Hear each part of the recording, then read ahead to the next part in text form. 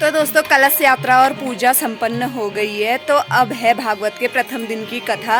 तो मंदिर में जाते हैं और कथा सुनते हैं। सर्वोपचारार्थे गन्धाक्षत पुष्पाणि समर्पयामि। नमो नमः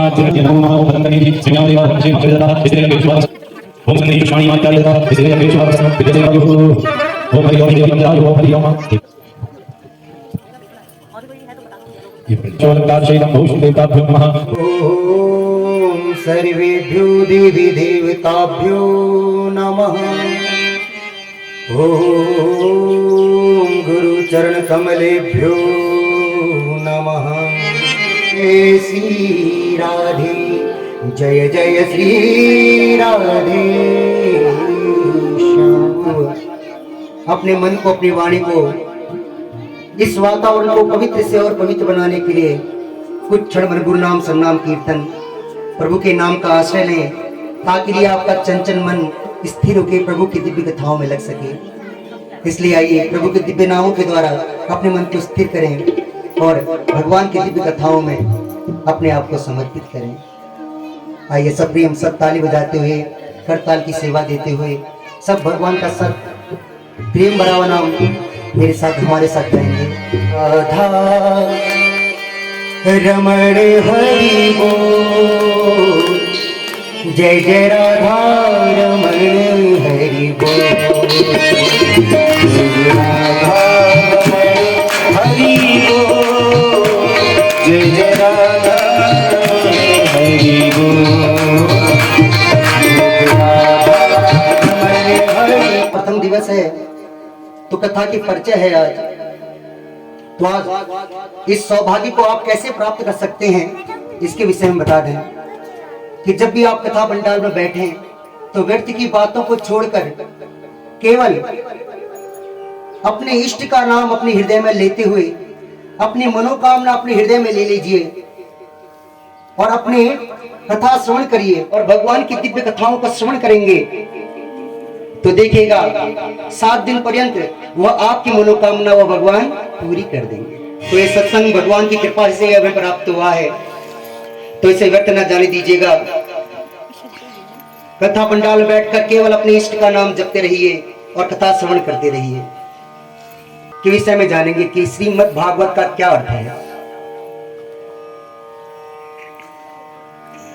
तो वेदव्यास जी जो भक्त लोग होते हैं, भक्त होते हैं, भावुक जन होते हैं, वो कहते हैं जो श्री है, श्रीमद् भागवत जो सर्वप्रथम श्री है वह श्री हमारी राधा रानी जी है, और जो मद वो हमारे बाकी बिहारी जी हैं। और भागवत कहते हैं जो भगवान के श्रीमुख से गाई गई है उसे भागवत कहते हैं। या ऐसा कहें कि भागवतापूर्तम की भागवतम जो भगवान के श्रीमुख से गाई गई है तथा इसमें भगवान की कथाएं हैं उसे भागवत कहते हैं। अन्यथा आप ये भी कह सकते हैं कि जिसमें भगवान और उनकी भक्तों की कथा हो उसे भागवत कहते हैं। इस प्रकार पुराणों के लक्षण बताए गए कि ये महापुराण है।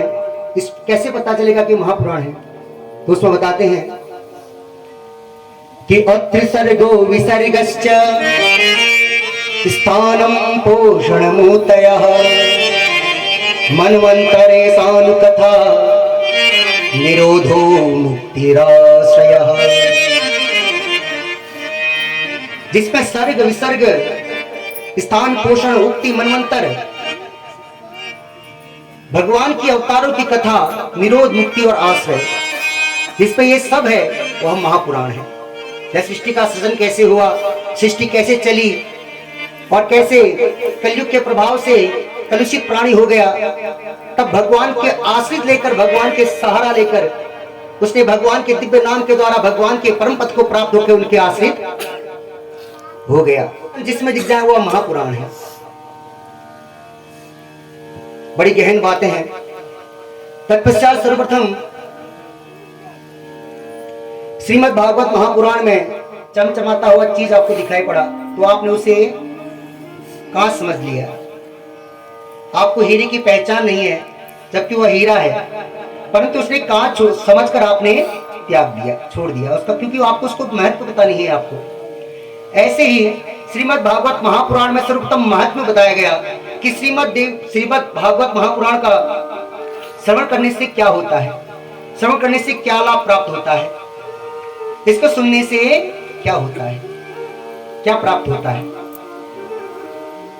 तो सर्वप्रथम श्रीमद् भागवत महापुराण के महात्म्य में 6 अध्याय हैं। पहले 3 अध्यायों में भक्ति, ज्ञान और वैराग्य की संस्थापना का वर्णन है। तत्पश्चात 2 अध्याय में धुंधकारी और गोकर्ण, तत्पश्चात धुंधकारी के प्रेत योनि से मुक्ति का वर्णन है। और जो 6वां अध्याय है उसमें श्रोता और वक्ता के लक्षणों का निरूपण किया गया है। महात्म्य के प्राप्त प्रथम अध्याय के प्रथम श्लोक में श्री वेद व्यास जी ने भगवान के स्वरूप का वर्णन किया है और भगवान के कार्य का वर्णन किया है और भगवान के स्वभाव का वर्णन किया है कि हमारे भगवान का स्वरूप कैसा है, वह करते क्या है हमारे भगवान, और उनका स्वभाव कैसा है। तो कहते हैं, आइए श्रीमद् भागवत महापुराण के महात्म्य के प्रथम अध्याय के प्रथम श्लोक का अवलोकन करें। वेद व्यास जी कह रहे हैं, श्री वेद व्यास जी कहते हैं कि हमारे भगवान का स्वरूप कैसा है।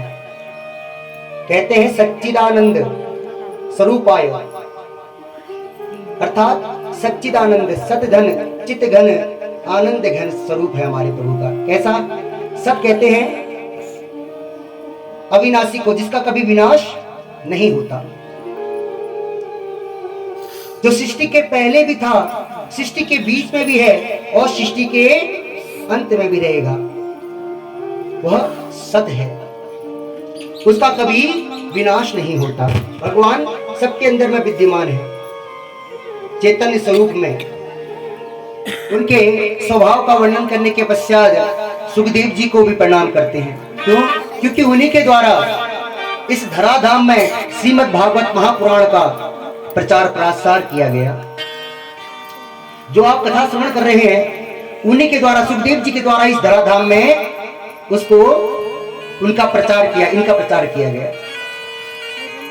प्रथम बार इस धराधाम में उन्हीं ने श्रीमद् भागवत महापुराण का श्रवण कराया। इस समय पछताना पड़ा और कोई फूल न बाग में ऐसा खिला, खिल के न जिसे मुरझाना पड़ा, और विधि का ये अटल विधान रहा, जिसे आना पड़ा उसे जाना पड़ा। मृत्यु का भय उत्पन्न हो गया था, 7 दिन में मरना सुनिश्चित हो गया था। तब उस समय श्री सुखदेव जी ने परीक्षित के सामने आकर श्रीमद् भागवत का श्रवण कराया, जिसके प्रभाव से 7 दिन पर्यंत परीक्षित महाराज ने भगवान के परम पद को प्राप्त किया। महापुराण के इस दिव्य प्रताप से सुखदेव जी ने देवताओं को डांट कर भगा दिया और सारे के सारे देवता ब्रह्मा जी के पास गए, दौड़े दौड़े भागे भागे कि देखो प्रभु, सुखदेव जी ने कथा से हमें वंचित कर दिया और मानवों को इसका अधिकार दे रखा है। आखिर इस कथा में ऐसी क्या बात है जिससे हमें वंचित करके मानव को इस कथा का श्रवण करने का अधिकार दिया है। जो ये परीक्षित कथा श्रवण कर रहा है, 7 दिन में इसका क्या परिणाम होता है, इसको देख के हम बताएंगे। सुखदेव जी ने परीक्षित को 7 दिन पर्यंत तक श्रीमद् भागवत का श्रवण कराया और 7वें दिन श्री परीक्षित जी ने भगवान के उस दिव्य धाम को प्राप्त कर लिया। यह देखकर सारे देवता ब्रह्मा जी भी आश्चर्यचकित हो गए। इसे 1 महीने तक क्यों नहीं श्रवण किया जाता? 1 साल तक सुनिए इसको, जब ऐसी सौभाग्य प्राप्त होता है इसको सुन के, तो उसको 1 महीने तक सुनो, 1 साल तक सुनो, 6 महीने तक सुनो। केवल 7 दिन के अंदर ही इसे क्यों सुना जाता है?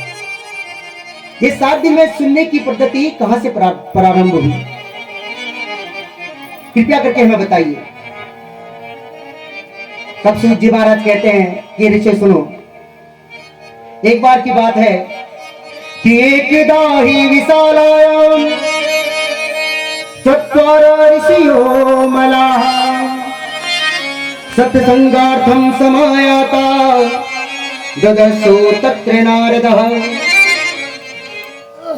एक बार विशालापुरी, जिसको अभी बद्रीनाथ कहते हैं, वहां पर चार भैया सनकाद ऋषि, जो चार भैया हैं, सनक, सनंदन, सनातन और सनत कुमार, ये चार भैया हैं। ये सत्संग के लिए बद्रीनाथ में भ्रमण कर रहे थे। क्यों? जप तप ध्यान तो एकांत में हो सकता है, परंतु जो सत्संग है वह तो सबके संग ही संभव है। इसलिए सत्संग की अभिलाषा से वह बद्रीनाथ में भ्रमण कर रहे थे।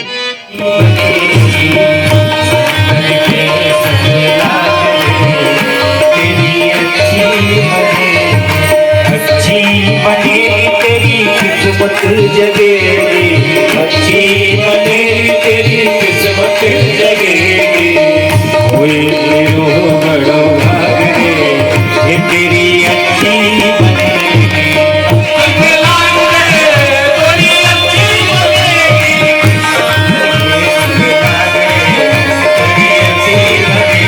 चलो जाके संतों के चरणों में जाकर बैठते हैं, वहां सुख शांति प्राप्त होगी। परंतु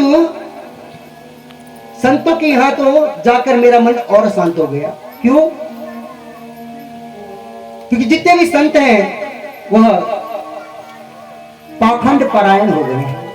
दुष्टों का संहार करके इस पृथ्वी को भार मुक्त कर दिया, तब अपनी लीला को स्मरण करके पूर्ण करके वह अपने परम धाम को चले गए। इस कथा पंडाल में प्रकट हो गई और ताता थैया करके नाचने लगी। भागवत की ऐसी महिमा है कि उस महिमा के प्रताप से भक्ति महारानी के दोनों पुत्र ज्ञान और वैराग्य स्वस्थ अवस्था में आकर उस कंठा पंडाल में अपनी माता के साथ ताता थैया करके नाच लगे और सारे देवता, सारे ऋषिगण उनके साथ भगवान के सन्नाम कीर्तन में संलग्न होकर ताता थैया करके सारे ऋषिगण, सारे भक्तजन नाचने लगे। हरि का भजन कर ले रोज थोड़ा थोड़ा, हरि का भजन कर ले, मुक्ति का कोई तो दर्शन कर ले, मुक्ति का कोई तो दर्शन कर ले, रोज थोड़ा थोड़ा हरि का भजन कर ले। इस धराधाम में हमारे कष्टों का निवारण करने के लिए आए।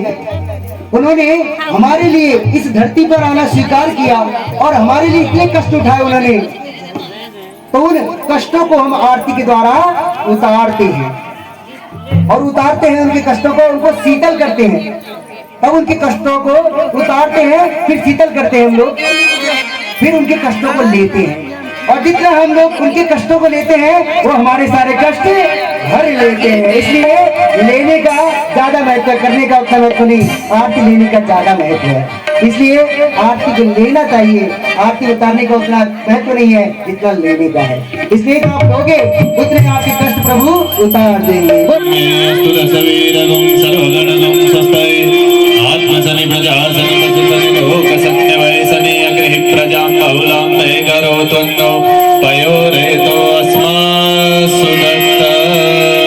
श्री भागवत भगवान की है आरती, पापियों को पाप से है तारती। श्री भागवत भगवान की है आरती, पापियों को पाप से है